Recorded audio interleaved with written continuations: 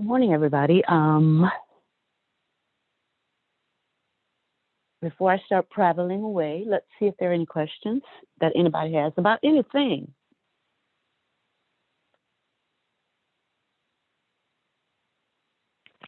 Bob, it's Comments Ron. or good morning. Good morning. How are you? I am I well. have a Thank you for question. asking. Yeah. I'm sorry I did not wait for a response. I apologize. I'm glad to hear you well. I wanted to ask a question. I thought about this song yesterday, and I really didn't know how to ask it, but I've had a few, a day to think about it.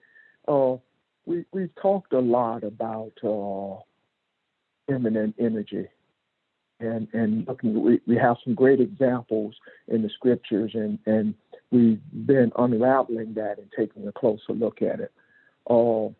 Pastor talked about an allegory and what that means and the mystery of the hidden messages in the scriptures.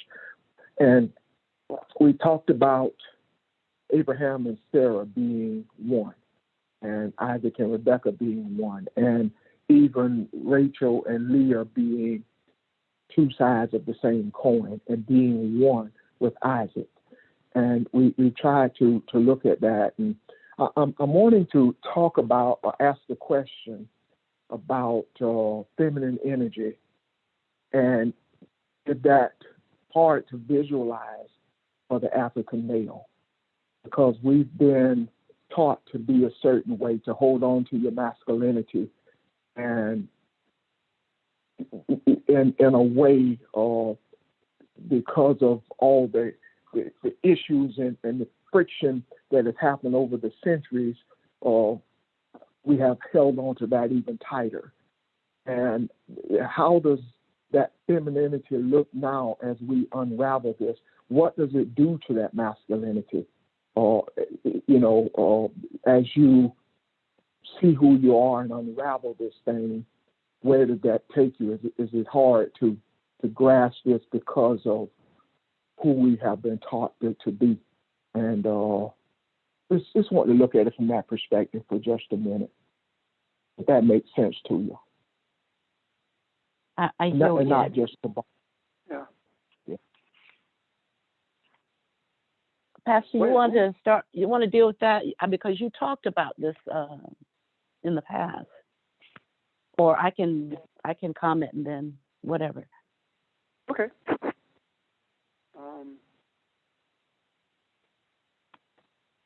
First of all, our concept of masculinity has always been warped. There has never been a clear understanding of what masculinity is. That being so, it would be virtually impossible for us to understand or embrace spiritual masculinity. We have been taught that masculinity is aggressive, selfish, demanding, devoid of any femininity at all. Being masculine, we have been taught that any hint of femininity is not to be embraced, rather it is to be shunned. This makes it very, very difficult to see and embrace masculinity, while at the same time, with femininity, is different. Femininity has not been challenged to the extent that masculinity has. And the reason there is a difference in the two is because masculinity is about domination in every area.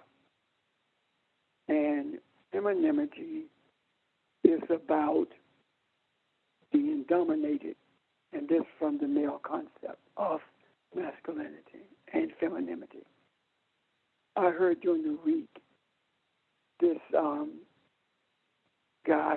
in the House of Representatives was speaking to a group of conservative moms, and he said to them that you, as far as your boys are concerned, you who are raising boys, you should be raising them to be monsters.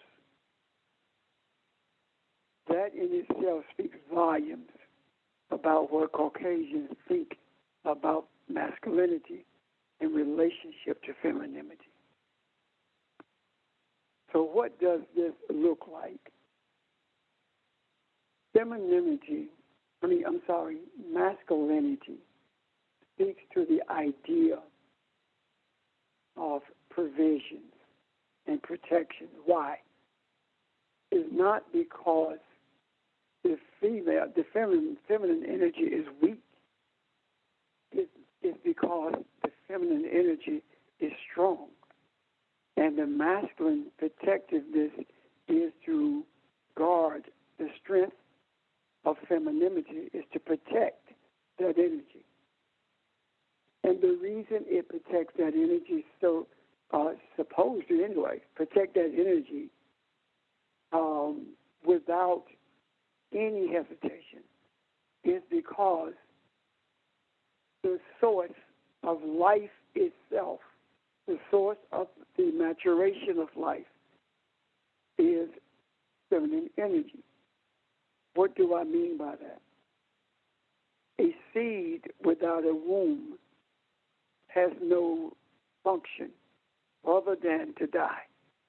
A seed without being placed in the womb of the earth does not provide anything for us to survive.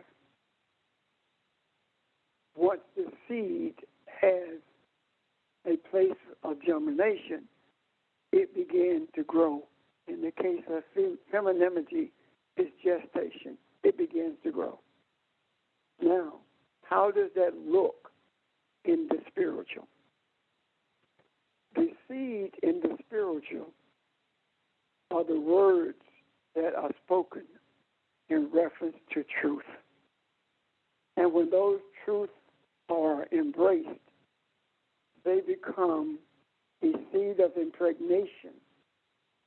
And that impregnation by that seed is in a male body or a female body. And the Creator intended for us to understand that the physical attributes of a body does not determine masculinity or femininity. What determines them is whether or not you are willing to embrace the reality of spirituality. When we embrace the reality of spirituality, at this moment, I am being both masculine and feminine. The words that are being spoken are entering the womb of everyone, the spiritual womb of everyone who's listening. And at some point, it's going to produce something in you. We call it regurgitation, but not word for word. I am being feminine in that I am birthing something. I am birthing a spiritual truth that will bring balance to an unbalanced world. In the case of physical masculinity and physical femininity, that's the only way that Caucasians have taught or have known or have experienced masculinity and femininity. And because of the damaging, the deadly, destructive aspects of being enslaved, that belief of masculinity has been embraced.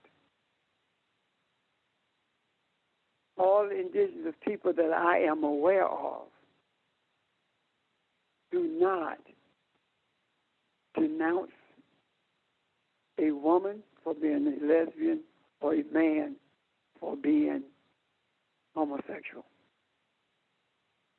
In our culture, in our society, should say society because it's not a culture. In our society, we have been taught to castigate the male who is homosexual, but we're quite silent on the female who is lesbian. All of this comes from the toxic environment of slavery. During the period of slavery, there were plantations, and their only function was to provide a place where male Caucasians, male owners, could come and engage in homosexual acts. And these homosexual acts were engaged in with male slaves who were forced to interact with them in a sexual way. Yet, publicly, it was denounced. The same thing appears in Christianity, whether it be Catholicism or whether it be Protestant, Islam, Judaism, all your isms that I'm aware of, the three major religions denounce homosexuality publicly. Yet we see that homosexuals in these venues are very, very prominent. But no one talks about it openly unless you don't have any influence. If you are the preacher's son, if you are the governor's son, whomever you are connected to in terms of prestige or power, your homosexuality is silenced, but everyone else is castigated. In an environment like this, it is difficult for a male to talk about being feminine and having both traits. In the case of Jacob, Leah, and Rachel, Jacob, Leah, and Rachel are one person. The allegory speaks to all of these attributes being interwoven into one being. Why? Because the words in the scripture are not speaking of physical actions of Jacob, Leah, or Rachel. They speak to spiritual concepts that these names represent as opposed to physical actions that they represent. And when we are able to delineate between physical actions and spiritual truth, we are then better able to embrace what true masculinity and true femininity is all about. And we do it without shame. We do it in a powerful way. And when that is done, then the manifestations in this world are more evident, and balance is not on the horizon anymore. Balance is achieved only when we are able to truthfully, honestly embrace the reality of femininity and masculinity. The femininity has always been at the forefront of understanding when it comes to spirituality. Indigenous people worldwide talk about Mother Earth, talk about the great mother from whom we came, talked about the great mother from whose womb everything that exists came. That does not erase the value of masculinity, because it's only saying that the seed is masculinity, but the birth, the life of everything exited the womb of the great mother, who is indeed a spiritual entity that has birthed everything into existence. I hope that helps. Ron? It does. Thank you very much. Yes, that answers my question. One of the physical kinds of things we can see to make the point in the statement about masculine energy not necessarily understanding and embracing the feminine aspects of itself is a man who takes his seed, and the seed of a woman, the ovary of a woman is taken from the woman, and using a petri dish to fertilize that ovary with the seed. And if there's no thought to what the environment and the nurturance of the seed will be from a spiritual perspective, all you're doing is creating another mini me that can be shaped totally by aspects of masculine energy. But it is the issue that they both are needed. Both are. There's no way that masculine and feminine energy can survive apart from itself as one.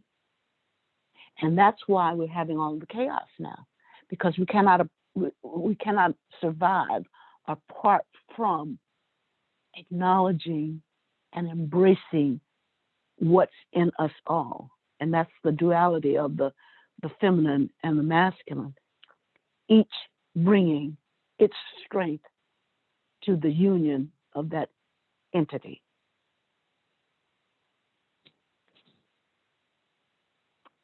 Other questions, comments? I like that. Thank you.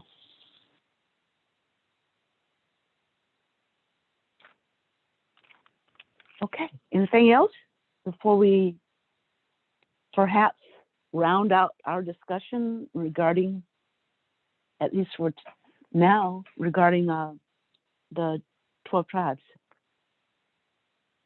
Alrighty then. Hey, this is Yeah. Barbara. This is Charles.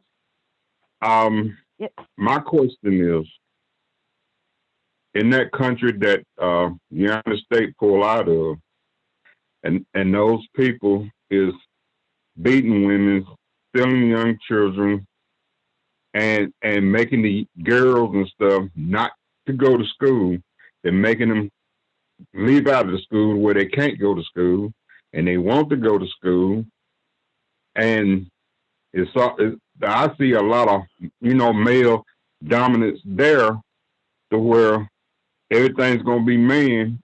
Woman's gonna have to just knuckle under.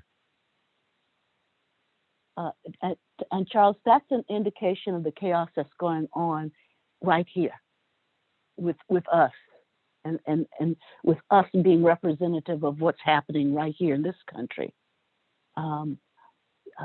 Until we get it right, until we understand, until we embrace it, it's going to be more difficult for other countries too. And that's kind of funny in a way, because if you think about what we've been talking about as it relates to Genesis and as it relates to the patriarchs and the matriarchs and the relationship that they had, the relationship that joined them together, the mutual respect in those relationships, one would think that, well, wow, how many years later, 2,000, 3,000 years later, we would be much further along. But unfortunately, the further we got away from the source of our energy and our birth, the more we picked up other attributes, and those attributes related to domination, they related to being fierce and related to being aggressive. So, and if you look at what's happening in the United States right now, even here in this country, with the tamping down of females and anything to do with females, it's a mirror of what's happening in Afghanistan. So it's difficult to talk about just Afghanistan or any other country as that, for that matter, as it relates to the demeaning of women without looking at ourselves. So you're right. That's what it looks like right now. But what we know is that at the time when things look the darkest, that's the opportunity for the most light to be shown. And that's what we are doing by putting things in the macro.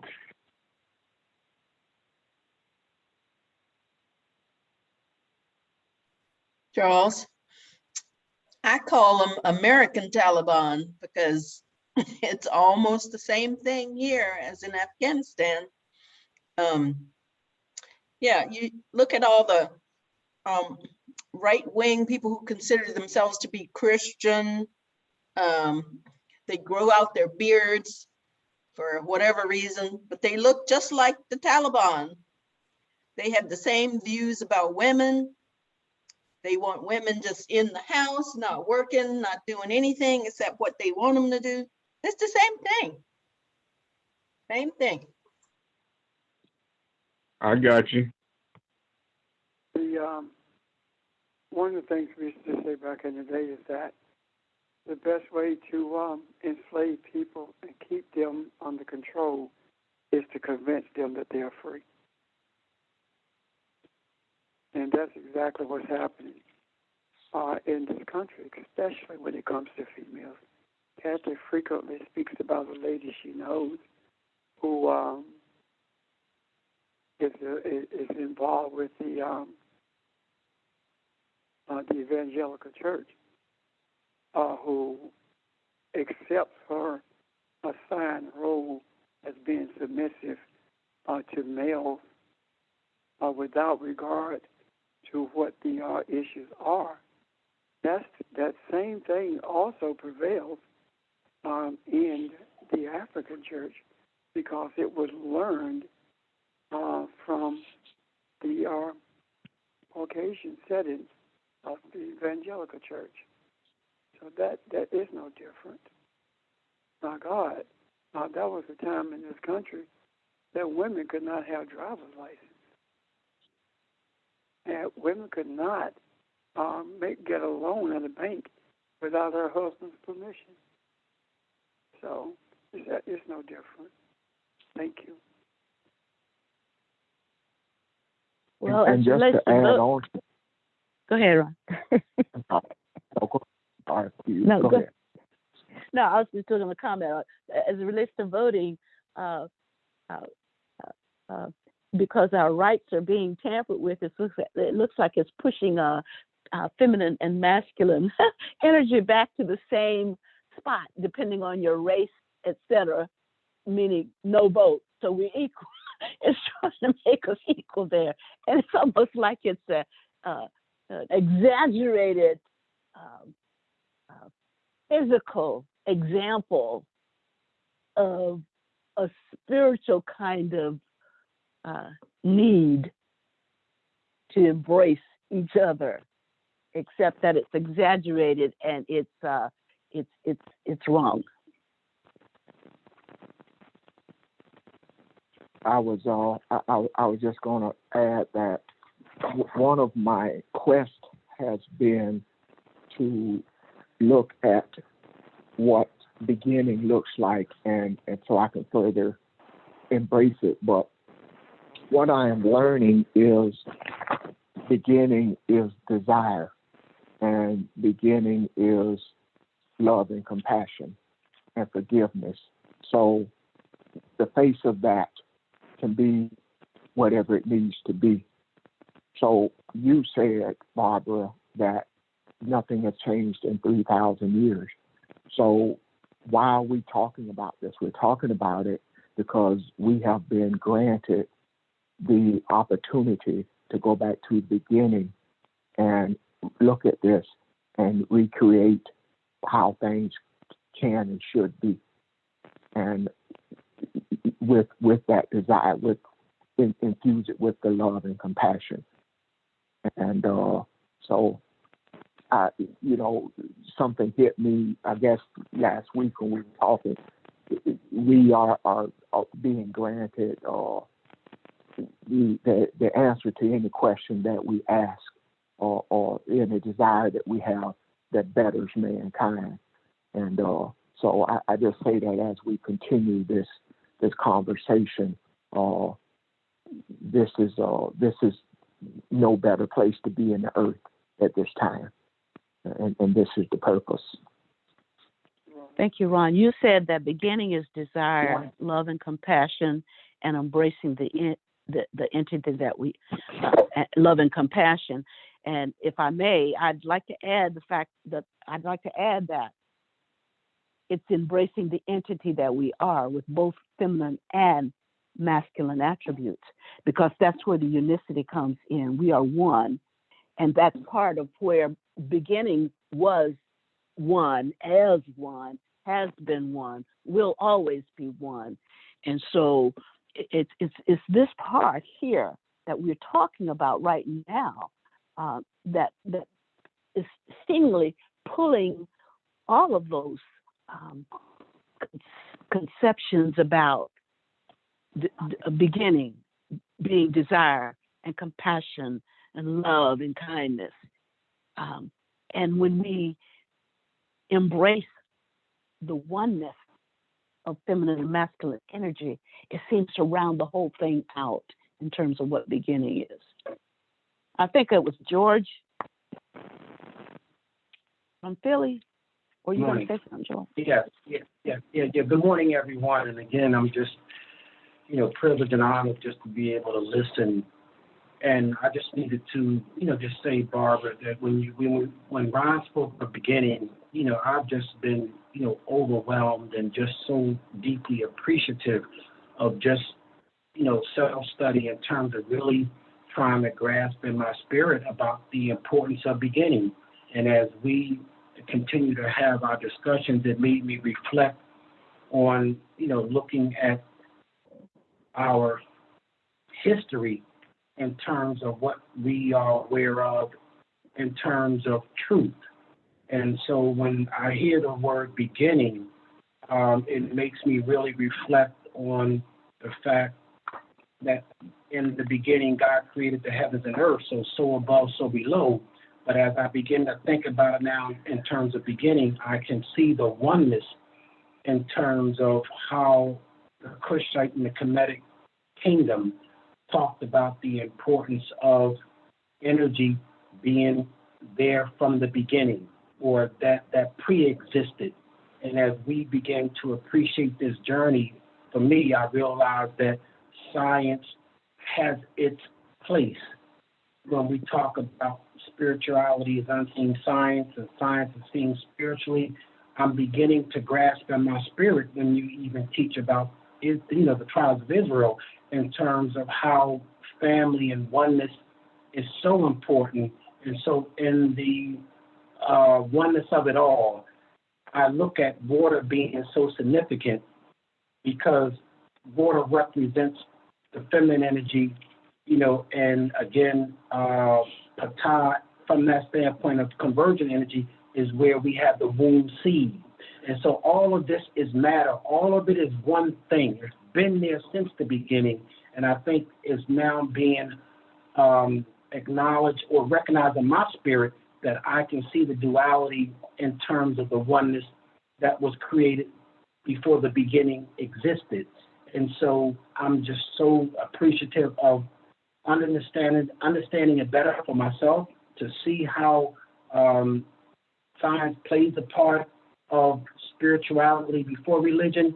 And so when Ron, talked about beginning, I'm having a much more deeper appreciation to find that beginning for myself, and now to search for truth and truths that we can begin to see how the system and society has twisted, truly who we are. And I think we're coming back to that beginning to truly appreciate that desire to know the truth.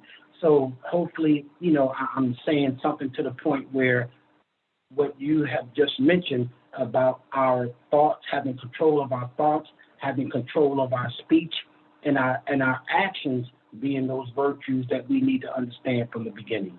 So again, I just thank you for just letting me share that thought, but I am grasping in my spirit, the truths of what's being said, and I appreciate your words and your teachings. Thank you, everybody. I'm done. Thank you, George. Good morning, everyone. Miss Barbara and everyone. Good morning, George. First of all, I want to say everybody dominates.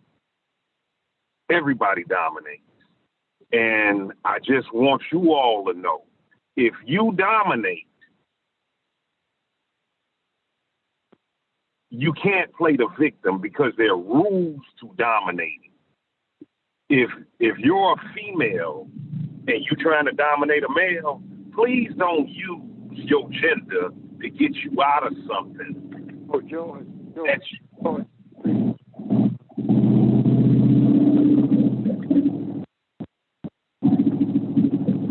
What is it, Reverend Richard? We are not talking about female. We're not talking about male and female. We are talking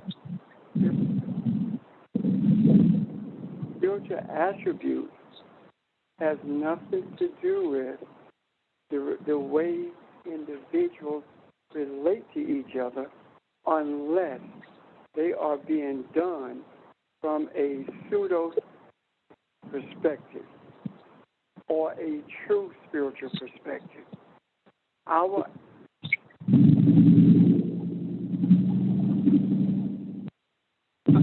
I relate to Kathy or how I relate to any female, whether it be Audrey or anyone else. That is not what we are talking about. What we are talking about is, without happens to me physically, my responsibility is to respond to it in a truly spiritual manner. And my response to it in a truly spiritual manner dictates that there will be times when my response will be a seed, masculine. There are times when my response would be a birth, feminine. And that is not using gender to get out of something. That is a ill-fated construct of the society in which we live. That also speaks to, as you were stating it, that touch something, how the male-dominated society views this physical world, and which means that there. George, would you mute your phone? Make sure that response of domination speaks to the way this society is structured.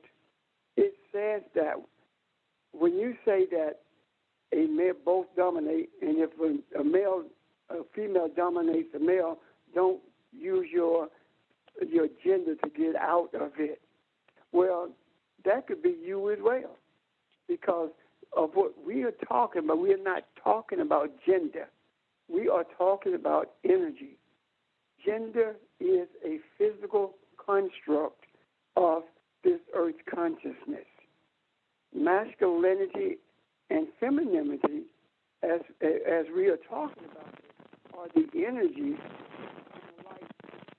They are the energies that are necessary for us to get radio reception, or for us to be able to flip a switch and expect the light to come through. These are energies, not genders. Because when we talk about the male plug that goes into the female socket, neither one of them has a physical body. Neither one of them. But however, when those two come together, they produce energy. Why? Because from that male cord is not energy alone. When it plugs into that female socket, it takes both of them to become the energy. And the energy that they become comes from a neutral source, which we call a grounding. And that neutral source speaks to the idea that that energy is both masculine and feminine and can be one or the other at any moment. So again, we're not talking about gender at all. We are speaking purely of energy. I hope that helps you. Thank you. Thank you, Pastor. George?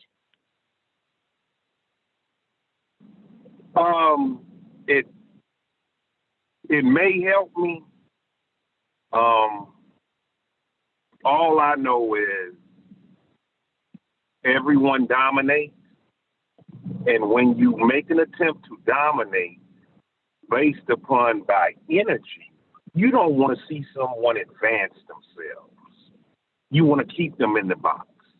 And when you try to dominate based upon that energy, and it doesn't matter who it is, if you're educated, you're educated. You're literate, you're literate. You're male, you're female. It's the energy of it. And some people don't know how to dominate. They want to dominate, and they want to use their daddy's influence. Oh, that's Reverend Watson's son. I'm not going to dominate you on, I'm Reverend Watson's son. I'm going to dominate you on George William Watson Jr. That's a cheap way of dominating. And it's not going to serve you well, because when your father transition, what's going to happen to you? George, some people don't. George, you're still missing the point. You're still missing the point. And I don't want to belabor it, but you're still missing the point. The point that we are making is looking at the concept of domination from a spiritual perspective. The scripture clearly tells humans to dominate the earth consciousness. Up to this point, the earth consciousness has been dominated by a male dominant view, meaning that it is devoid of spirituality. It has no sense of caring. It is all about getting everything you can based upon your brute strength, the manipulation, whether it be intellectual or not. This is not talking about gender. It's speaking of domination. My children, and there are kids who I have represented in school settings, when they meaning the powers that be, know that I am behind something or pushing something, they back away most of the time. My children were able to do some things and get away with it because they knew who their daddy was. That's not domination. That's manipulation. And the manipulator is the one who backed away because those were my kids. This is totally different than domination. Domination is a learned habit. When we talk about in this material world dominating, that is a very negative thing. when we talk about domination in a spiritual sense, it is a very positive thing because the dominance of the spiritual has an objective. And the objective of the dominance of the spiritual is to bring balance. The objective of the dominance in the physical world is selfishness, to get something for yourself or for someone else. It is an achievement that results in negativity towards someone or someone's. The objective, again, of spirituality is to bring balance. The objective of domination in this material world is to make sure that the energy of dominance, the masculine energy of dominance, stay in power. This is not about getting something material always, but it always results in a desire for power or material gain. That's where we are in this material dominance. When a man beats a woman, he is saying to her, I am the one in charge, not you. When a woman beats a man, she's saying, I am the one in charge, not you. When a corporation poisons the water with impunity, it only has impunity because men agree with the corporation because it's male-dominated. We, in this society, have taken masculinity and made it brute strength or power. The U.S. does what it wants to do because it exerts a negative type of masculinity throughout the world. The positivity of masculinity is protection. The masculinity as it is shown in this nation is not protective at all. It's based upon greed and power. When we look at the whole concept of Christianity, it is based on male domination. It receives no input, it accepts no input from females unless it's going to benefit the male. That is the material masculinity and femininity. That is not what we are talking about. We are talking about clearing this up, making it right. Balancing things. Balance speaks to the idea of being what you need to be when you need to be it. Balance speaks to the concept of 40-60 or 70-30, whatever it takes to bring balance. That's what we are talking about. There are times when I am more feminine than I am masculine. There are times when I am more masculine than I am feminine. It has nothing to do with dominating in the physical realm, but it has everything to do with influencing the physical realm for the purpose of bringing balance to a society that has gone awry, that is brutal, that cares absolutely nothing about life itself. All it cares about is what it can get. That is not what we're talking about. We are talking about the energy that changes that view. Thank you. And I hope, again, that this helps. We have to stay on task when we're talking about spirituality. If we don't stay on task, then we may as well go right back to the religious settings that we came out of and play the same games that we were taught to play while we were in those settings, thinking that we were right and righteous. This is 100% attempt to understand the spiritual nature of everything that exists as opposed to the false construct of a physical society that has no sense of spirituality at all. Thanks. Thank you, Pastor. Are there other questions or comments at this point?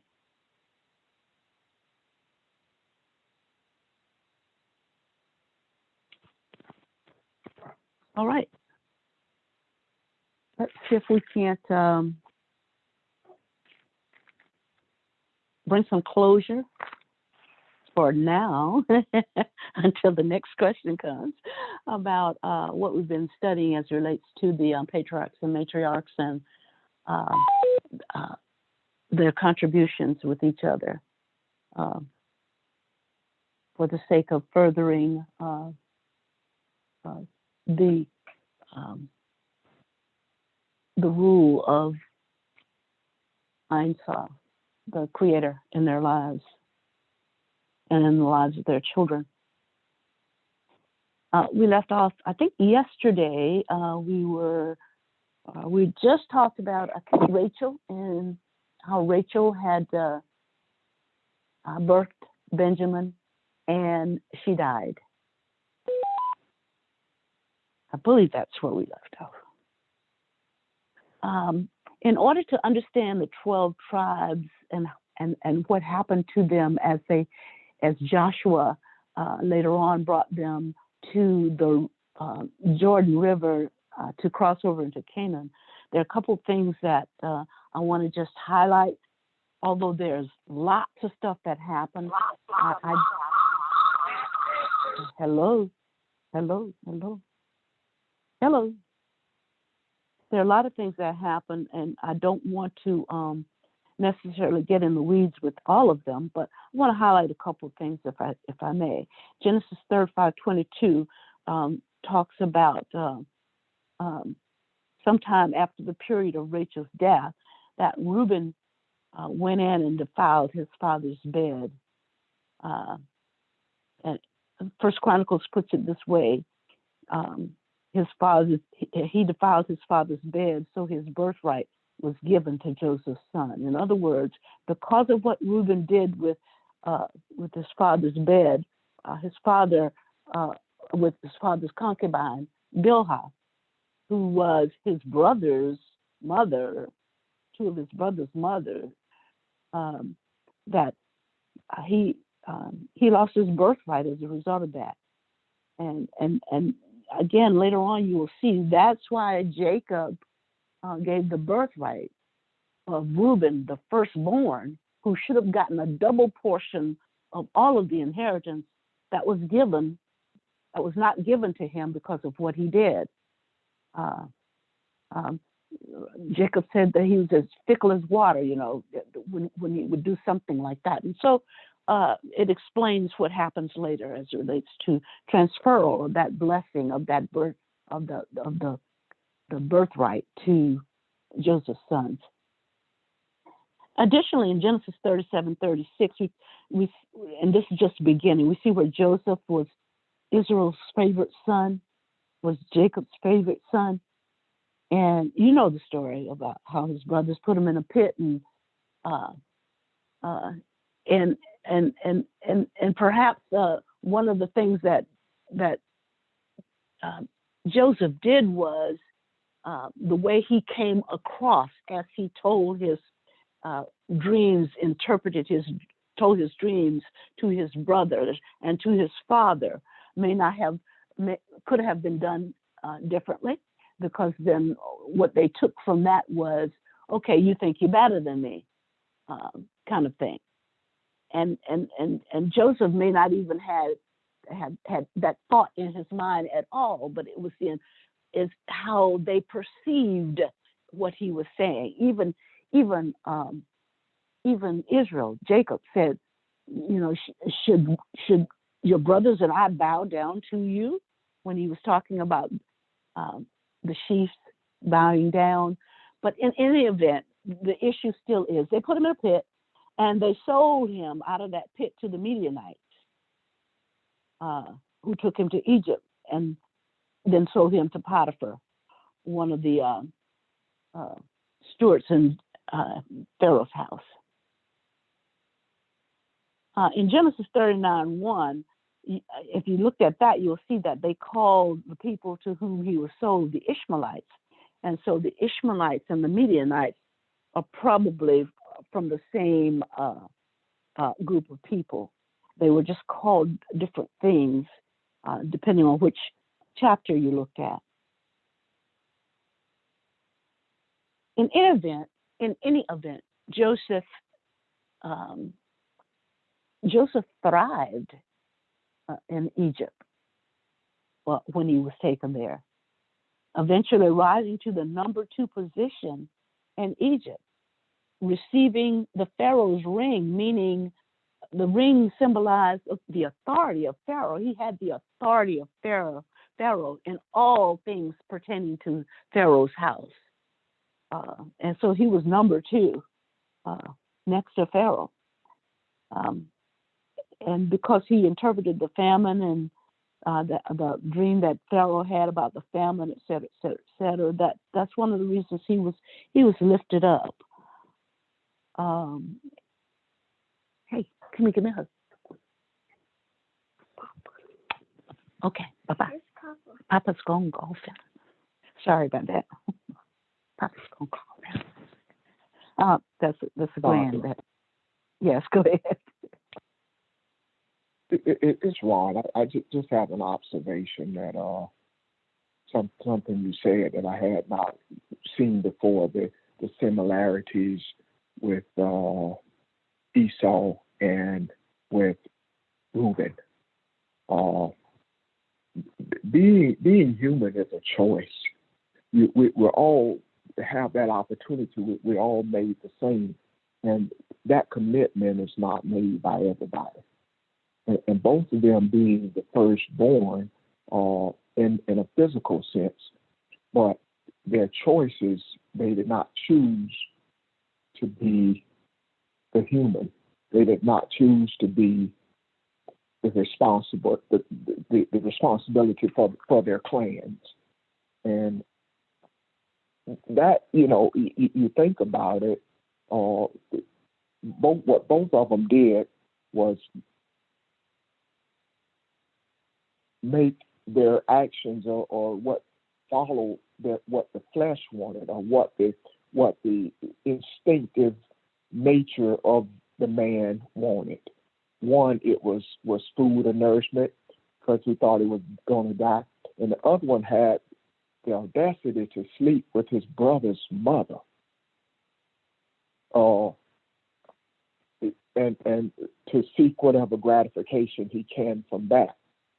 And we look at this, and it is no different than where we are today.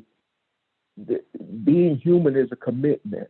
It is making that turn and recognizing it and submitting to being. I want to be the more of who I am, and that sometimes can be something that we wrestle with.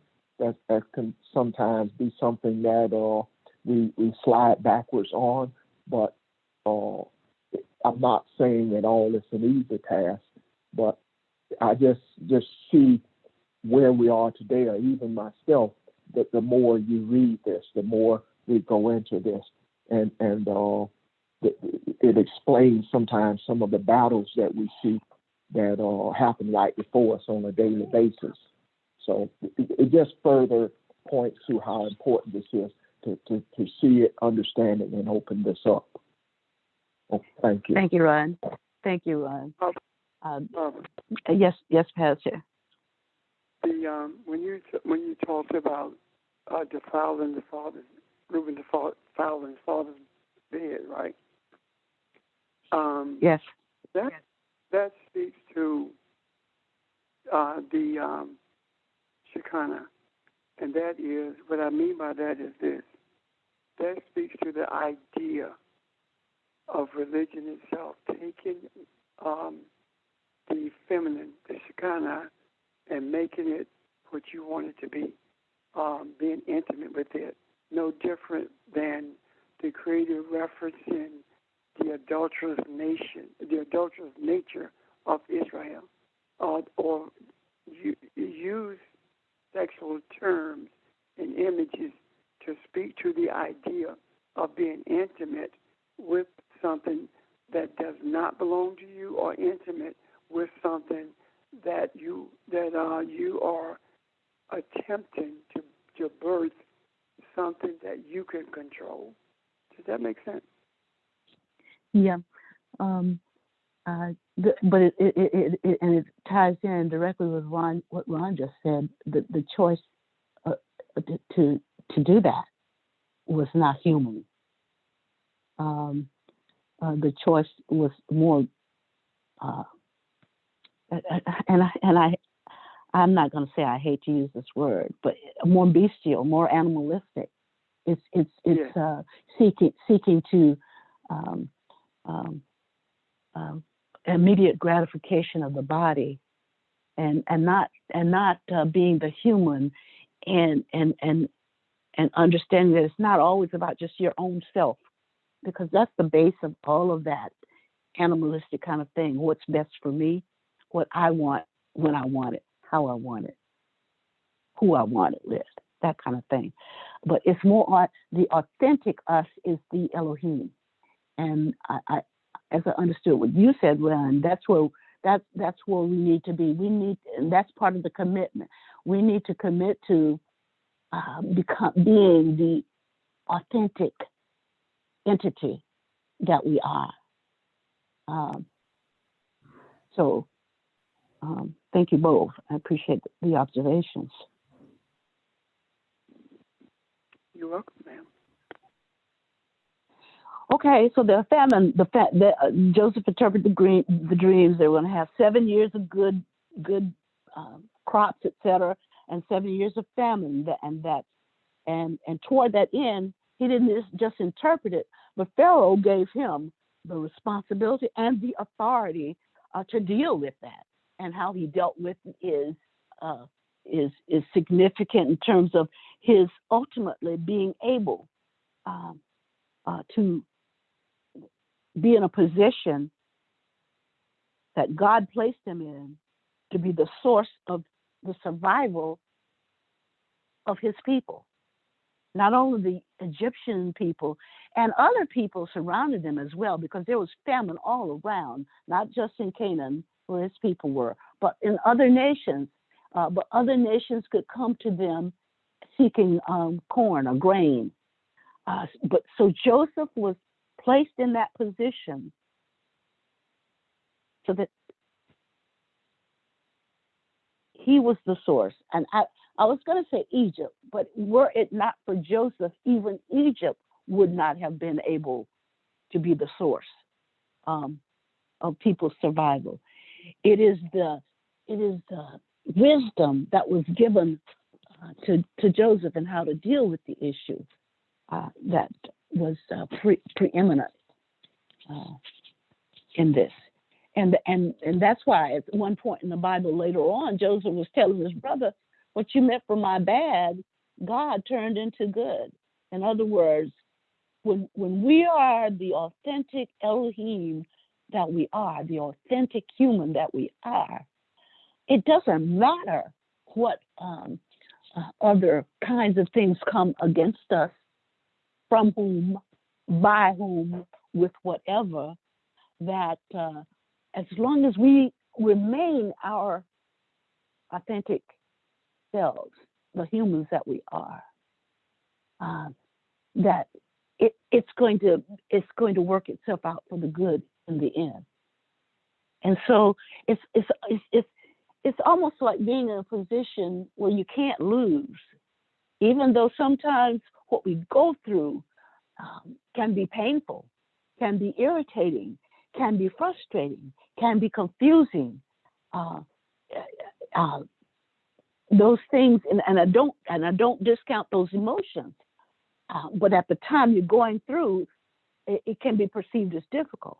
But that just does not discount the fact that remaining true to who we are, to the human that we are, that we do get through it, that we do overcome it, that we do reach the point where whatever circumstance is coming against us is not there anymore.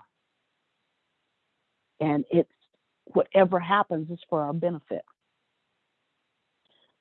So Joseph became beneficial, not only for his people, but for the Egyptians and other people as well. Now, you all know the story of his brothers and his brothers coming to him during the famine, etc., to get grain, and Joseph recognizing who they were. If he were to come from an animalistic nature, he would have allowed things like anger and wrath and vengeance, all kinds of negative emotions arise in him, overcome him. But he made a choice, just as you were talking about, Ron. We have a choice. He made the decision that he was going to help his brothers. Now, they didn't see that initially because, when Simeon was held as a captive while they went back to their father with the grain that they had so that they would bring Benjamin, they couldn't see that. But there are lots of things we can't see the totality of necessarily immediately. But we can know the end in the beginning. We can know the totality of it if we retain and maintain our authentic selves, meaning being human, meaning functioning from a place of caring and sharing, of balance of feminine and masculine energies. We can know and be assured that whatever happens is going to be in our best interest in terms of where we need to be. Let me stop there and see if there are any questions. I have a question. Yes, ma'am. Well, it's not a question, it's a comment. Okay. Vermel and I spoke with Pastor earlier this week, and I was concerned about the gas prices that have gone up. And Pastor, how does that deal with what we're talking about now? You were saying that our thoughts and Elohim cannot dwell in the same space or something like that. Can you elaborate on that for me, please? Yes, ma'am. What I said is two objects cannot occupy the same space at the same time. That is no different than when we concerning ourselves with these prices going up and what's happening. Actually, we get it. We should not dwell on it because that's in the hands of the universe. And when we move out of that space, of the universe can occupy that space. And that is the space of change, the space where decisions are made for the benefit of humanity. Is that it, Evelyn? Yes. Because I'm just listening with what everybody is saying this morning, and it just fits like a puzzle, pieces to a puzzle, and it just makes so much sense.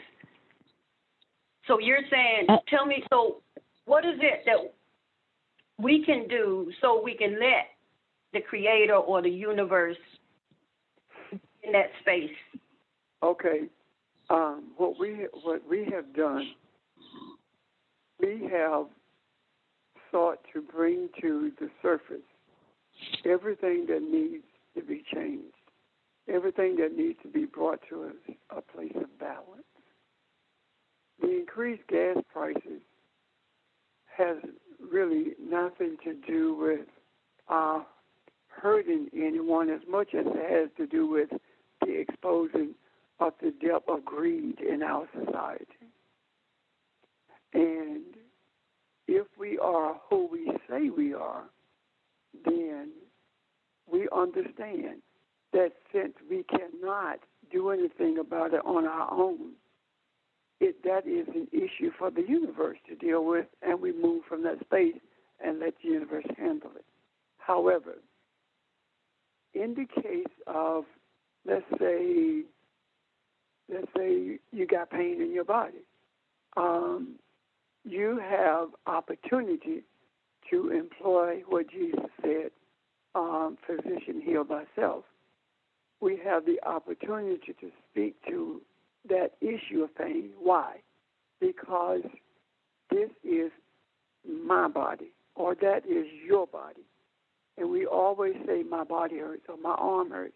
If it's yours, then you have the authority to deal with it in every single case. However, when it involves humanity, 99 and 9/10% of the time, all we can do is have a desire for balance.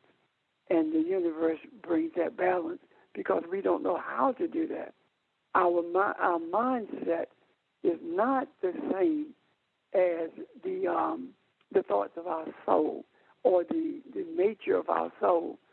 So even though our soul remains one with the universe, we have been so tainted by using the mind that has been filled with the attributes of earth consciousness until we have pretty much covered over the knowledge of how to be one with the universe for the benefit of humanity. And what we are doing now is uncovering that so we can be the power that is necessary to make change. The reason we say desire is because we don't know how to do it. And our desire is simply saying to the universe, whatever you bring to our existence, that is good with us. Now, when I speak of the universe, I'm not speaking of the universe in terms of the universe that we live in. I'm speaking about universality. The universal mind is no different than the mind of the light that is above all light, which is referred to sometimes as Ein Sof. It is the creator of everything that is. I hope that helps. It did, Pastor, and thank you so much. And in addition to that, part of our responsibility is not to sit there and entertain the thoughts of the woe is me, what am I going to do kind of thing. The price of gas is going up, blah, blah, blah, blah, blah. We do have a responsibility because we are who we are to say it will be what it will be, but we have a responsibility to maintain our balance, our certainty, our continuing to function from a place of unselfishness in our day-to-day activities.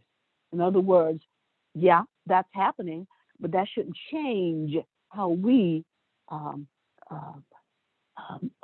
live our lives, live these lives in the body of this earthen vessel. We are still compassion and love and sharing, etc. So we don't allow circumstances to change that, if you follow what I'm saying. I do, and thank you, Barbara. Okay, all right. Moving on then. Okay, so finally, the second time the guys came up, they brought Benjamin with them. Benjamin is Jacob's youngest son.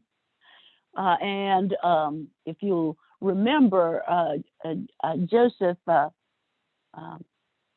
put something in Benjamin's pack, and he wanted to test these guys to see where they were. And when I say where they were, I don't mean geographically. He knew what they had done with him.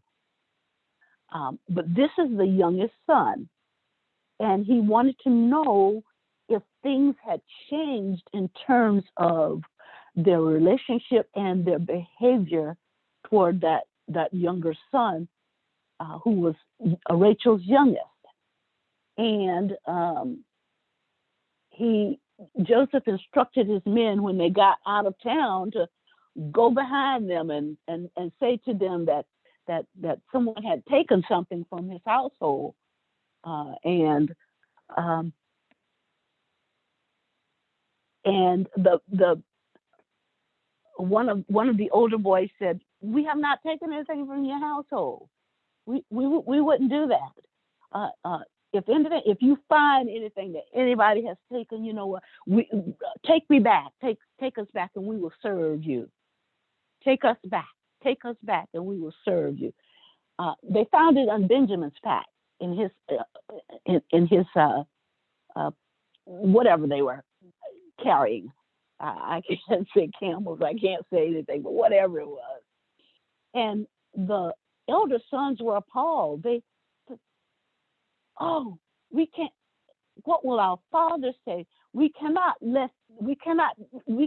return without our younger son."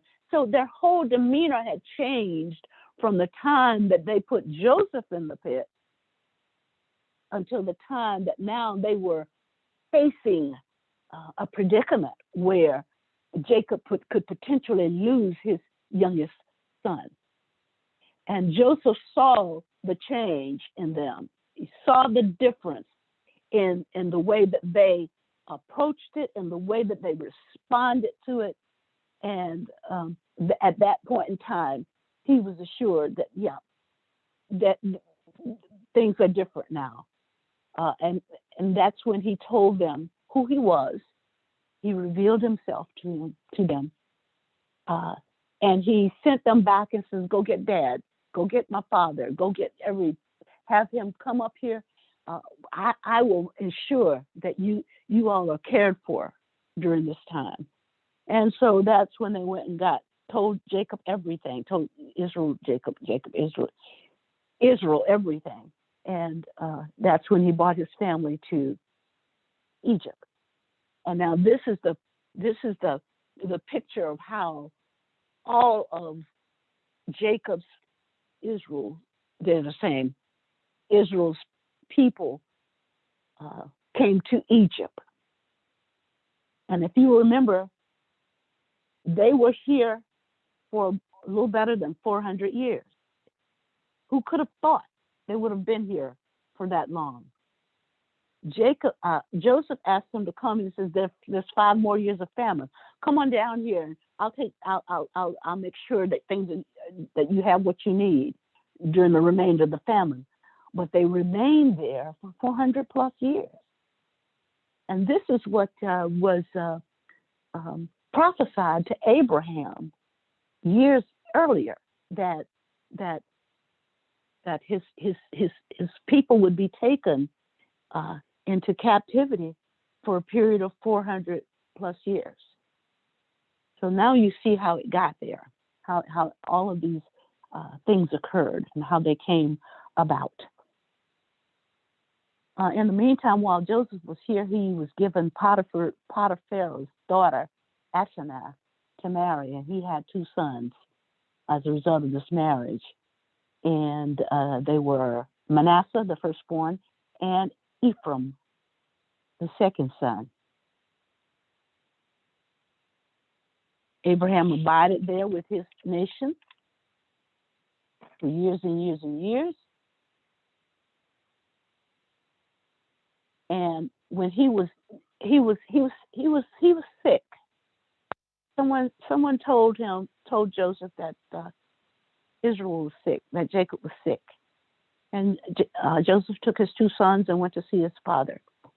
His father knew he was near death. And what he did in Genesis 48:5 was he adopted Joseph's sons. He says, your 2 sons are now my sons, as Reuben and Simeon are. In other words, they are the same. I adopt them. They have equal birth, not birth privileges, but equal privileges my sons have. Your 2 sons have equal standing as my own sons.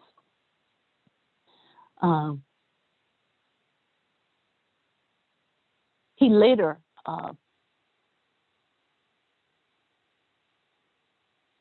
called all of his sons to him. I'm sorry. No. He's got to bless these he's got to bless these children and transfer the birthright first. So what happened was he says, "Who are these?" And Joseph said, "These are my sons."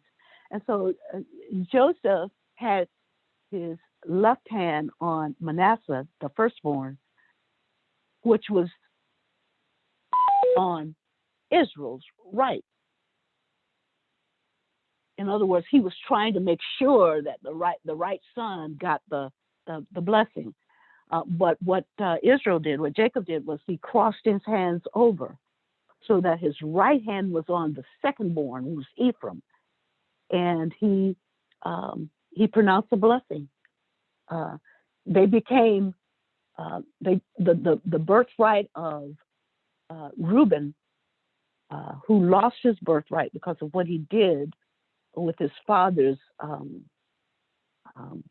concubine, Bilhah. He defiled his father's bed, I'll put it that way. So he lost his birthright, and his birthright was then transferred to both Joseph's son that he adopted. So, in addition to that, yes. I'm sorry, go ahead. I'll wait. In addition to that, the blessings of the went to Ephraim as the first, the blessing of sustenance, of being the leader of the family, went to Ephraim because he had transposed his hands and put his right hand on Ephraim's head so he in essence became the firstborn instead of Manasseh. Go past. Okay. So there's a whole idea of birthright speaks to the right to do what we are currently doing, meaning that you have the right to birth into this earth what is needed to bring humanity to a place where it backs away from the mind, the animalistic thought and desire to have and function in this earth, have the thoughts of truth and light and enlightenment. If Joseph had not employed the concept of forgiveness, then he would never have had the opportunity to redeem the mindset of humanity to the extent that it sought truth, justice, and righteousness. Right now, what we are experiencing is the idea of righting a wrong. And the wrong that we are seeking to right is in keeping with what happened with Reuben, wanting what he wanted at the time he wanted for his own benefit, his own pleasure. That in itself is saying that we generationally have had the opportunity to embrace spirituality and reject religion, as Reuben was rejected. And the birthrights of each of these sons is not the birthright of a physical thing, is not the birthright of control of the family structure. It is the birthright to come to a realization what true spirituality is.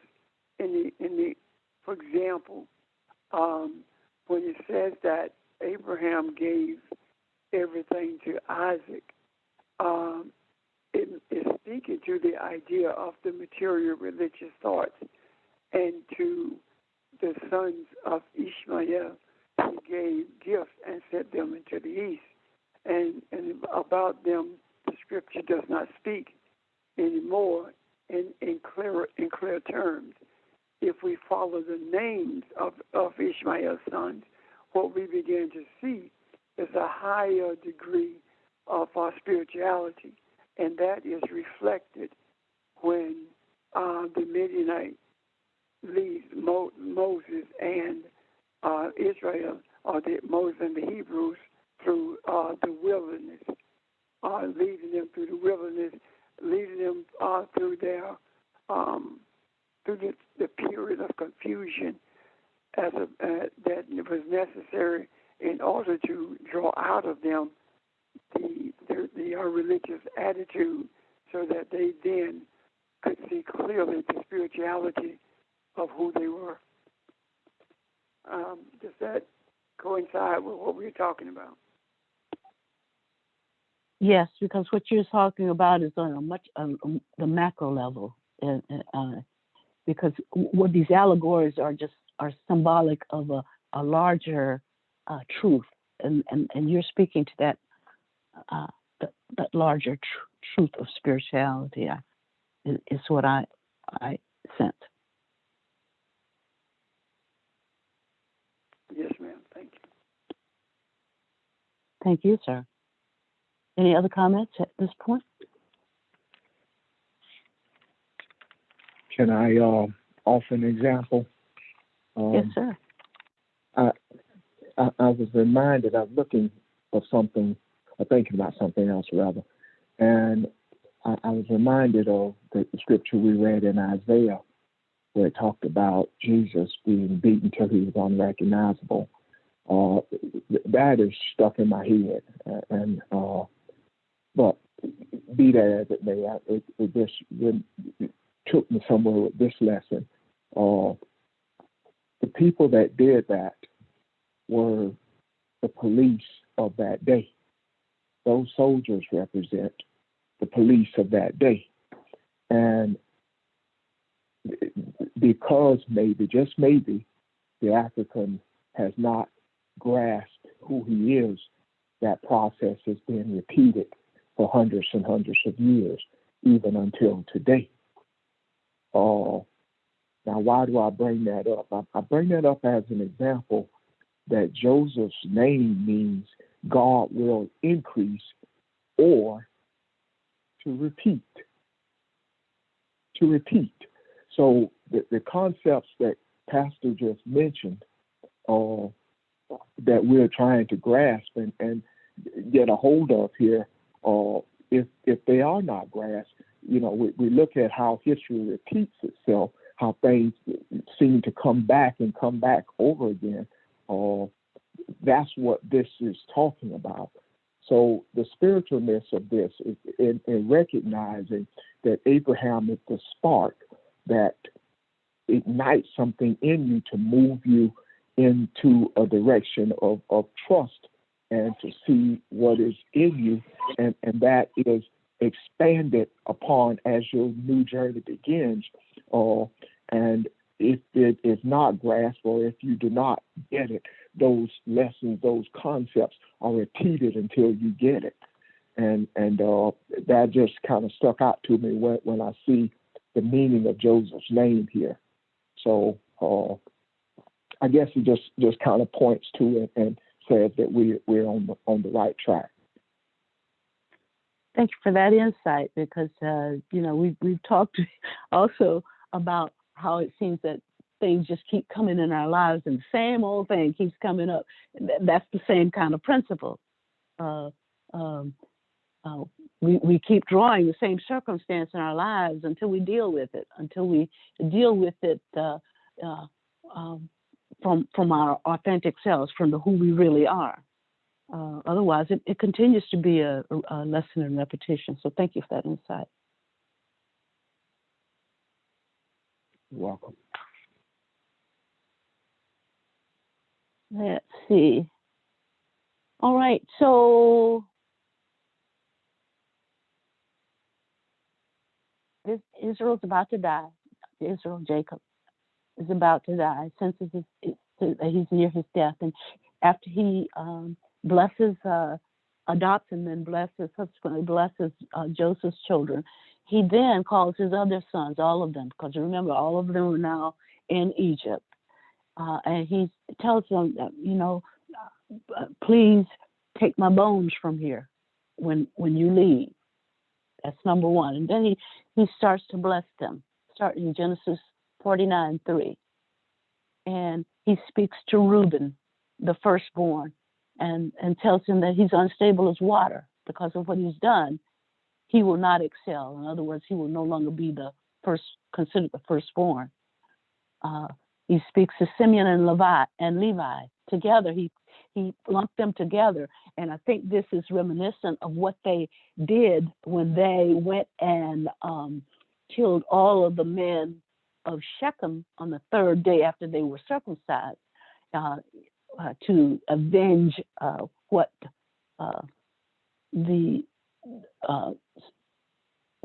what Shechem did to Dinah. So he said to Levi and Simeon, "Your swords are weapons of violence. They have killed men." That's the reference to Shechem. And cursed be their fierce rage.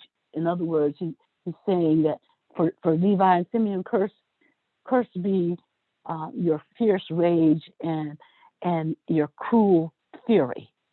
Your fierce rage is your anger, your fury is your wrath. I will divide and disperse in Jacob and scatter them in Israel. That's what he said that he would do of Simeon and Levi. Now, what did happen with Simeon is Simeon did not get his own land as a tribe, except he got a part of Judah's land and allotment, because Judah's area was so large that then Simeon was able to get part of that. Levi did not get any land at all, and I'm talking about when in Joshua when they were dividing up the land. But what happened is that even in Deuteronomy and when Moses talked about the Levites, he said that they would be set aside, set apart, and they would be as the first fruit. In other words, when they put the blood on the doorpost during the Passover, and all of the firstborn of the Egyptians died, well, the Levites would substitute as the first fruit for the tribes, and they were expected to render service to the Creator, to God, in the temple, Ark of the Covenant, and all aspects of the sacred life of the tribes of Judah. And so they, in a sense, were a covering, if you will, for all of the other tribes. They were dispersed among all of the other tribes because there were 48 cities that were given to the Levites specifically so that they could raise, not only serve, but raise their own animals, et cetera, et cetera. But they did not get a specific piece of land as a specific tribe. They said that they were set aside for the Lord.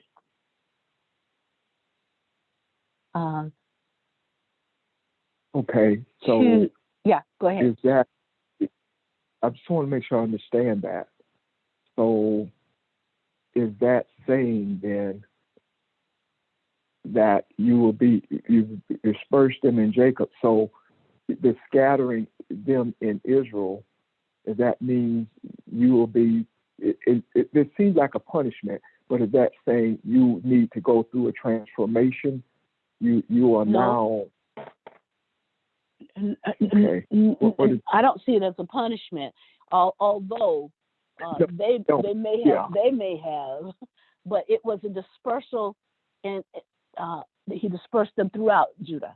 In other words, they didn't get their own plot, and so that could have been seen as a punishment, except that they did not. They ultimately did not. Yeah. It was for the good of the entire nation that the Levites were dispersed.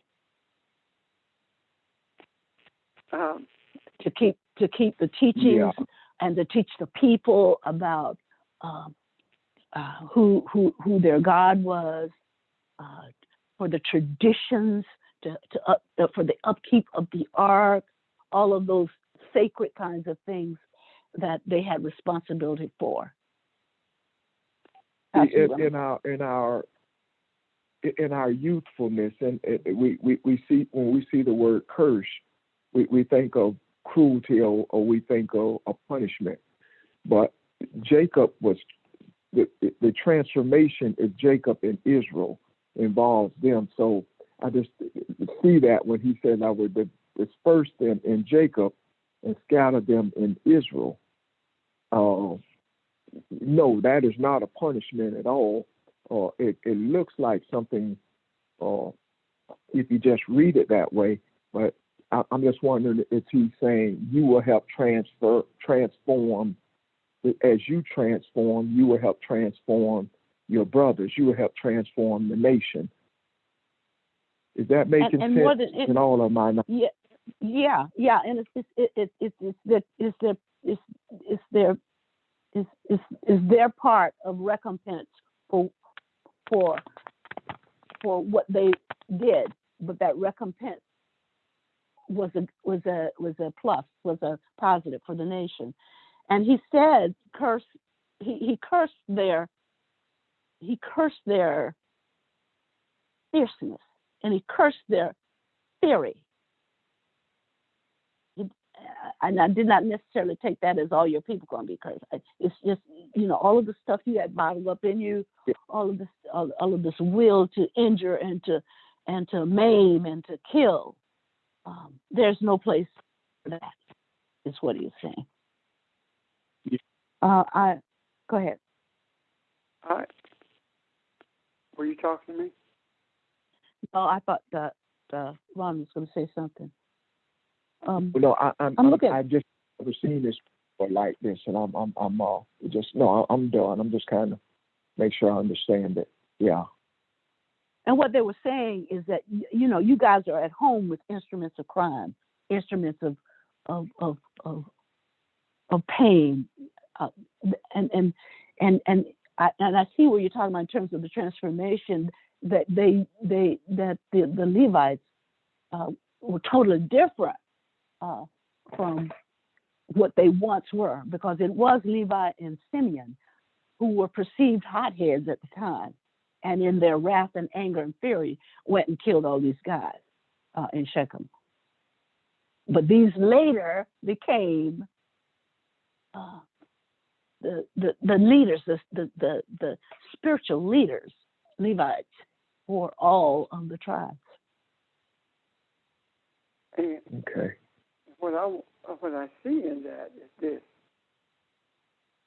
they became the spiritual leaders for the tribe, or at least at the very least they were supposed to be.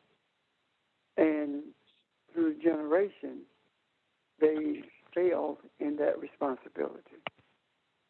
Because if we look at the priesthood changing hands, what we see is the priests have become corrupt, which means that the sons of Levi had become corrupt.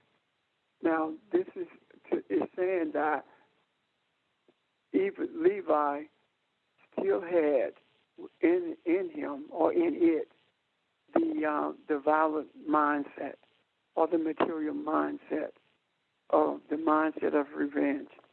And over the subsequent time, rather than be the spiritual Elohim consciousness of each nation or each tribe, they became the essence of religion, because the priesthood grew to a place where they were more concerned about the prestige of being a priest, the bells on the bottom of their garments, the wealth that they could gain from being the priest, and the manipulation of the people so that they could exert the powers that they did. And eventually, that kind of mindset brought the Creator to a place where the Levites were punished. And that punishment came when they made a request to Rome to come into Palestine to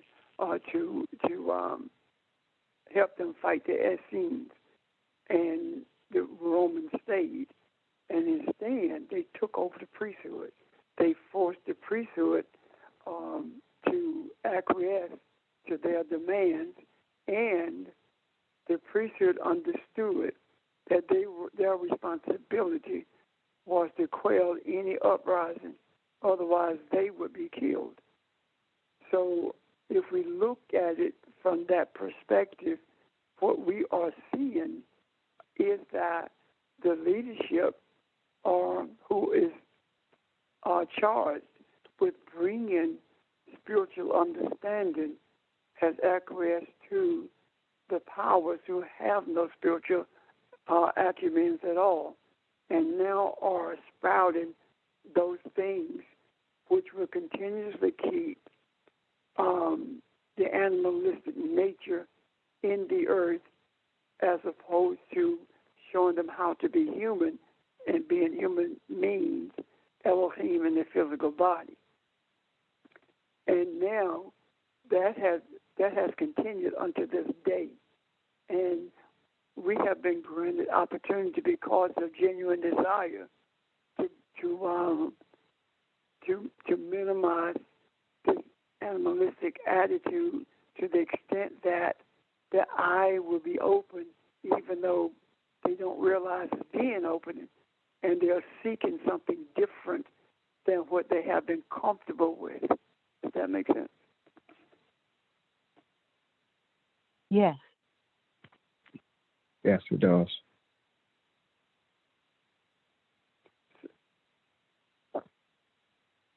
I guess are there questions about this?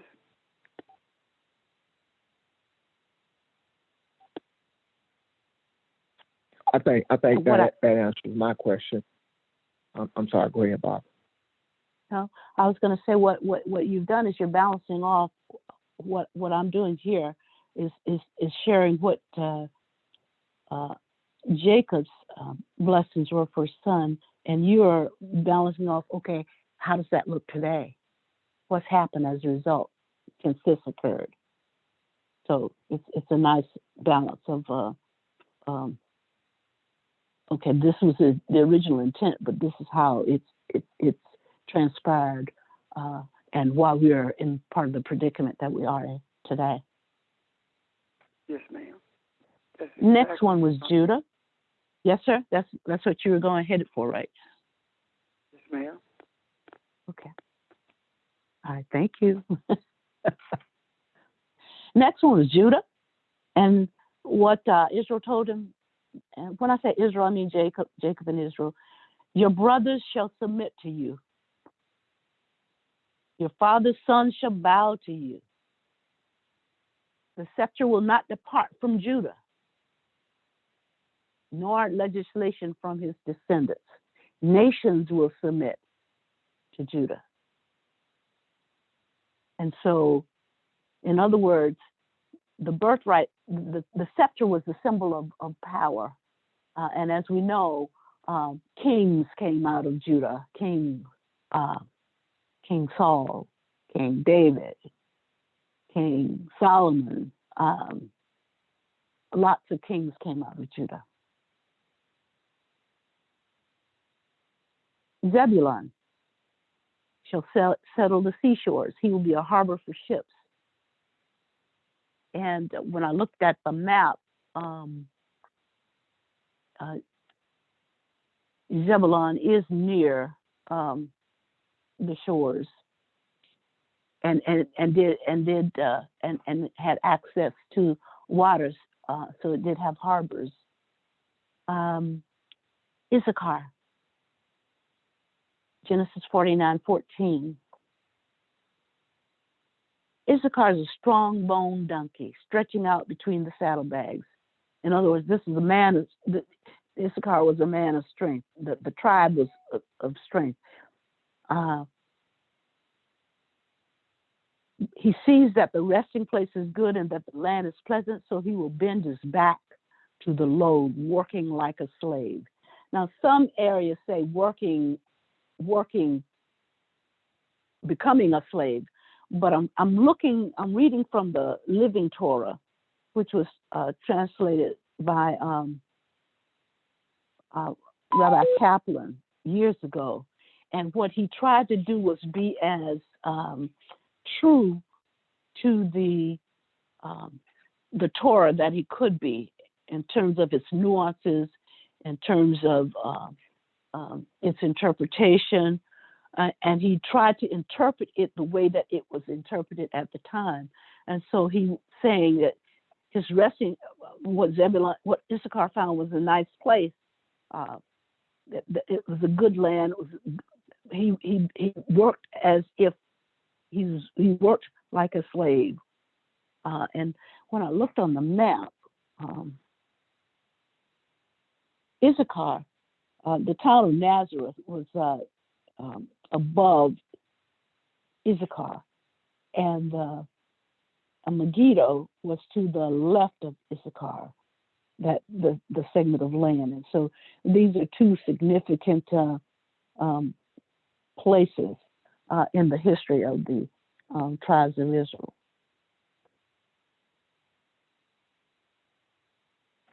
What it says of Dan is that Dan shall fight for his people. In other words, a judge, because Dan's name means judge.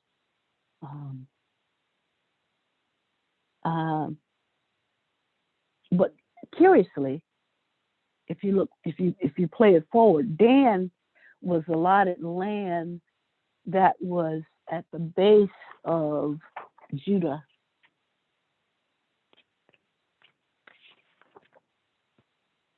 Dan was allotted lands that was at the base of Judah, which was really close to what's now on top of the land of the Philistines. But he got into wars. He was attacked so much that he additionally moved he sent spies out to spy different land. So the land that he was initially allotted, which was in the area of the Philistines, he moved his whole people up to the north, above where Naphtali received his land. That's up there near, I guess, in the Lebanon, Golan areas of the now part of Israel. But what happened with Dan is, when Revelations talked about the 12 tribes and the 144,000 and 12,000 from this and 12,000 from that, it did not speak of Dan. And from what I've read, Dan was absorbed into other nations, and so did not, as did a lot of the 10 tribes. So Dan was absorbed, and so was not. At some point in time was absorbed, and they could not find where the people of Dan went. From Asher shall come the richest foods, and he shall provide the king's delight. Asher settled in the northern part of what's now Israel. Yes. There was you were breaking up for a period. I'm wondering if that was on mine. Or was it everyone? It was me as well. Okay. Yeah. What part? Everyone. The Dan part? When I was talking about Dan, or before Dan? When you were talking about Dan, when you said Dan was beneath Judah? Where? Oh, yeah. It was no, I'm sorry. It wasn't beneath Judah. It was to the left of Judah, on top of the land of the Philistines, at the top of the land, at the north of the land of the Philistines. That was the original land. And because his tribe got attacked so much, he could not subdue the Philistines. He sent spies out up north and found a place where there were peaceful people, and he went up there, and he burnt their town down and built another one, and that's where he and his tribe settled. But Dan apparently got absorbed into the countries that were near the northern section of Canaan. because no one hears about his people, and in Revelation, they don't even list his tribe in when they were talking about the 144,000. So he got absorbed, assimilated. So are we seeing, as you talk, are we seeing this as a way to understand how denominations were going to come into being, and they were going to be in a constant battle against each other, as opposed to seeking to understand each other based upon what the scriptures said, as opposed to the doctrines that these religions were following. And what I'm saying is, if we look at the growth, the bringing into being these different nations, we see that their doctrines came from people who used the scriptures for selfish reasons, for material gain. The Richard Allen in the Methodist Church,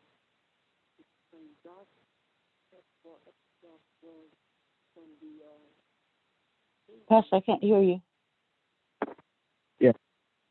Can you hear me now? Yes. Yes. Okay. The same doctrine as was the church he left. If we look at the African Baptist or Missionary Baptist churches, we see that they have the same doctrine as the Southern Baptist or as evangelical churches have.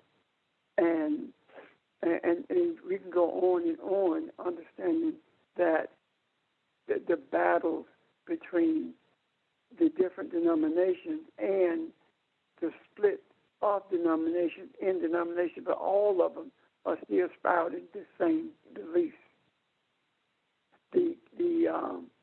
The conscious energy of that they are reproducing is one of enslavement, whether it be physical or spiritual enslavement.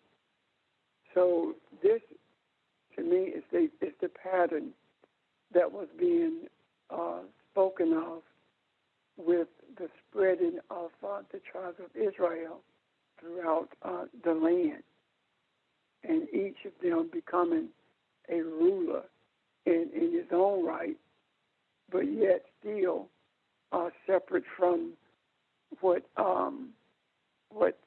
Abraham had intended when he spoke blessings to them, rather. And now what is being followed more than anything else is the attitude of the priesthood, which was devoid of anything in regards to what the scriptures intended to be.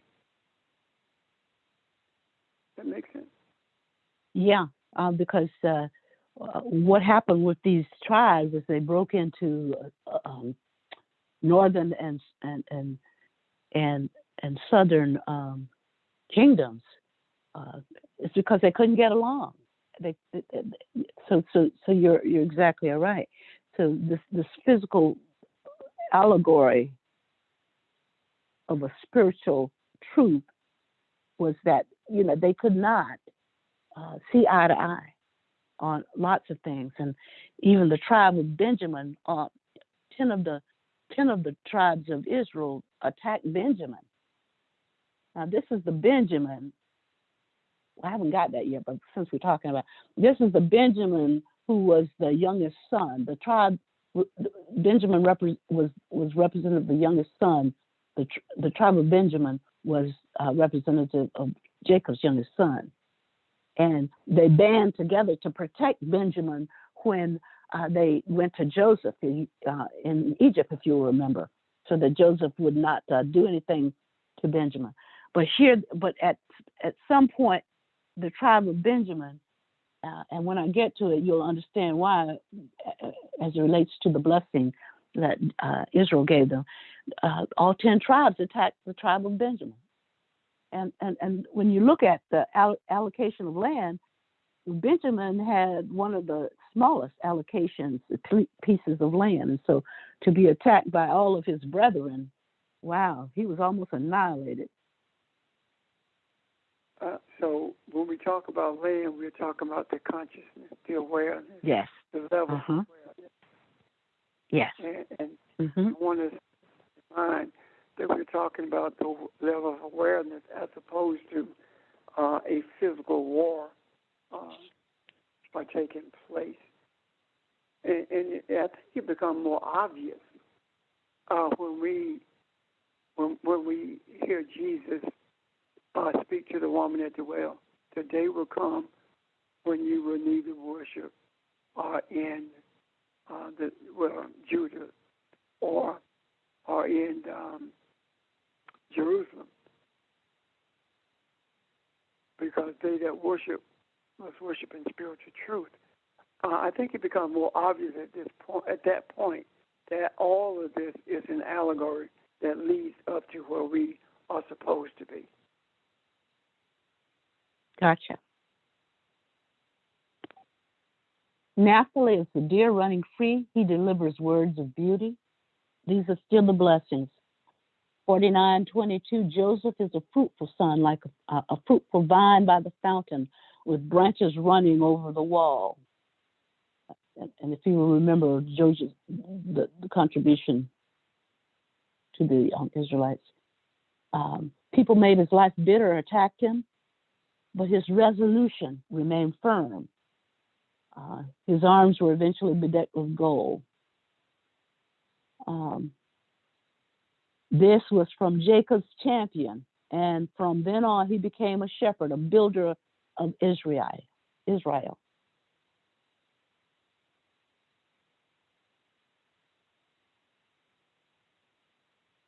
He goes on to bless Joseph by saying, the blessings,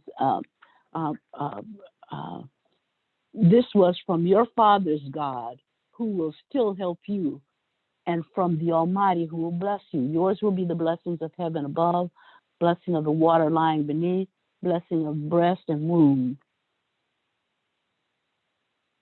Now this is Joseph, and if you remember, we're talking about Joseph, but Joseph did not get any. Joseph's two sons became tribes. One was Manasseh, and one was Ephraim. And if you'll remember, the Levites did not become a specific tribe either. And Joseph did not become a specific tribe, but his two sons did. Benjamin is a vicious wolf. He eats a portion in the morning and divides his prey in the evening. So those are the blessings that Israel, and I think it's talking to some extent about the spiritual attributes of these tribes. What does Ephraim and Manasseh mean? What does what? Manasseh means forgetfulness, and Ephraim means fruitful. Okay.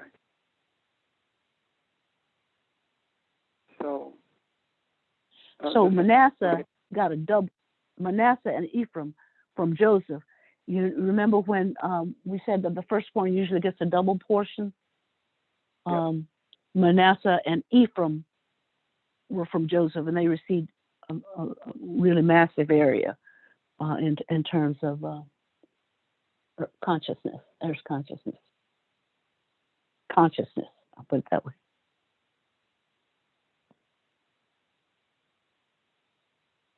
And there we have it with the. And see, I don't know what that means, what this means, but they were also half Egyptian. Exactly. When you talk about consciousness. If in fact and they had the yeah. there's a tradition that says that Asenath was Dinah's daughter, on the one hand, who was later adopted by Potiphar. That's on the one hand. But on the other hand, what it says was Pharaoh gave Asenath to Joseph to wed.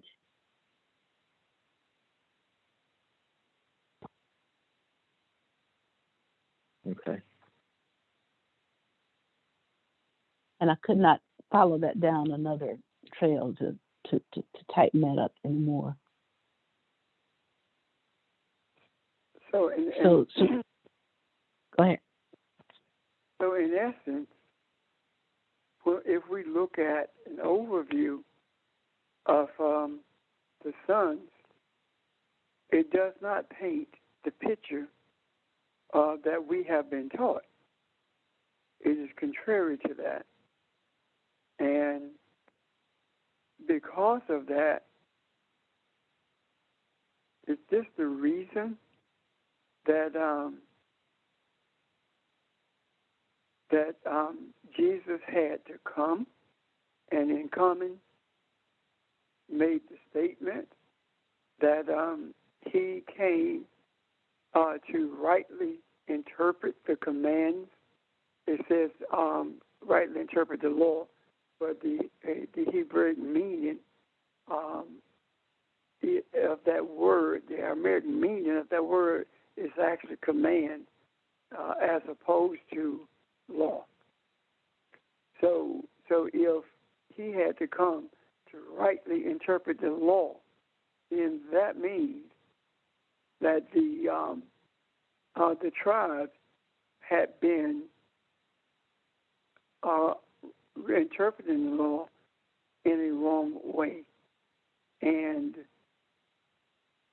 if Jesus had come through that lineage, then as it was supposed to be, the Messiah was supposed to come through that lineage. If Jesus had come through that lineage, then that consciousness would have been the way he thought as well.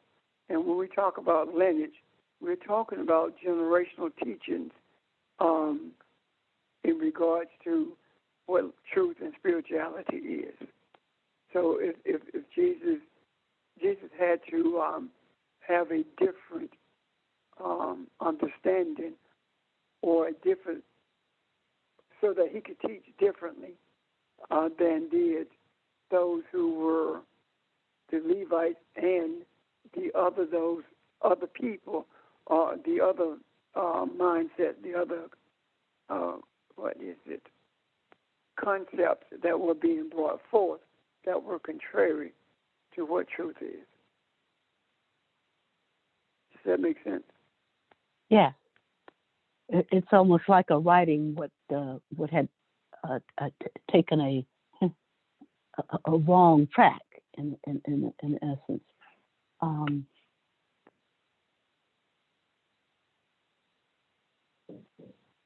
And part of the history of.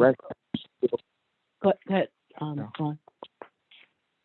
No, I was just going to say, so this is also a part of that repeating or correction that needs to take place, right?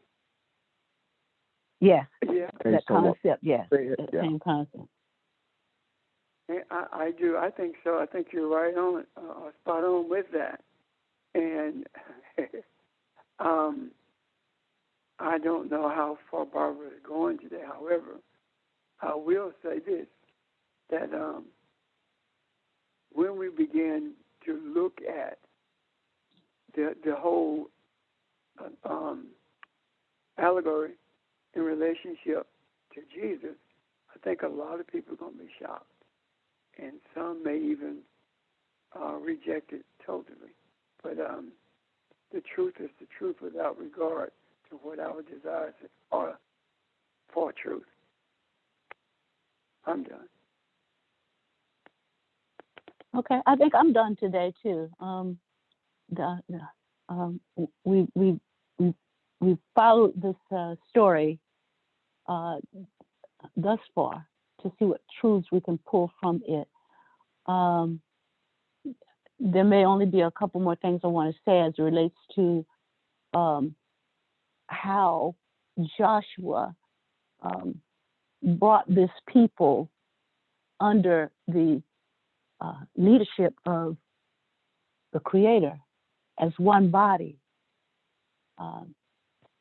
to the River Jordan and allocated lands to them.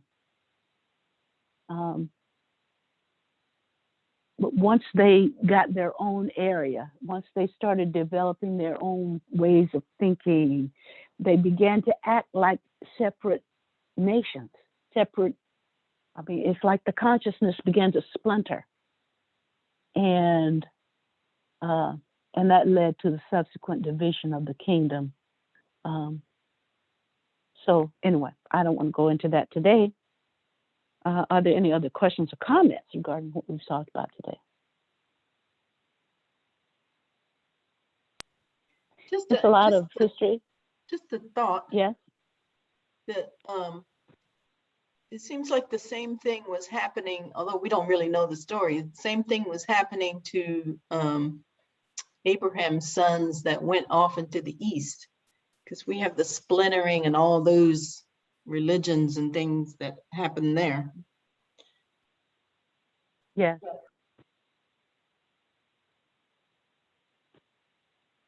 But I think go ahead, Pastor.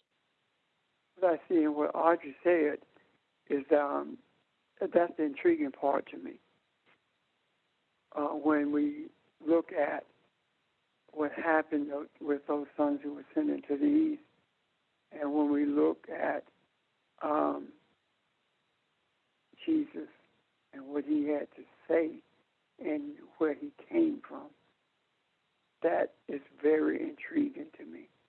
And I do believe that when this may be slow going, but it's necessary, because if we don't take our time and see the overlay of these events in relationship to where we are today, then we are going to make the same errors that has been made for over 2,000 years. And that error being that the scriptures are understood based on selfish desires as opposed to being based on what they are actually saying. And if we stay with it, I think all our questions will be answered, and the intrigue will be rewarded in a very, very meaningful way. Thank you. Thank you, Pastor. Anything else today, guys? Or any question about anything? Appreciate all. Okay. We will see you tomorrow night at 6 o'clock. Thank you very much for hanging in there. Thank you. Okay. All right, thank you. Thank you, honey. You're Have a welcome. good Bye-bye. afternoon.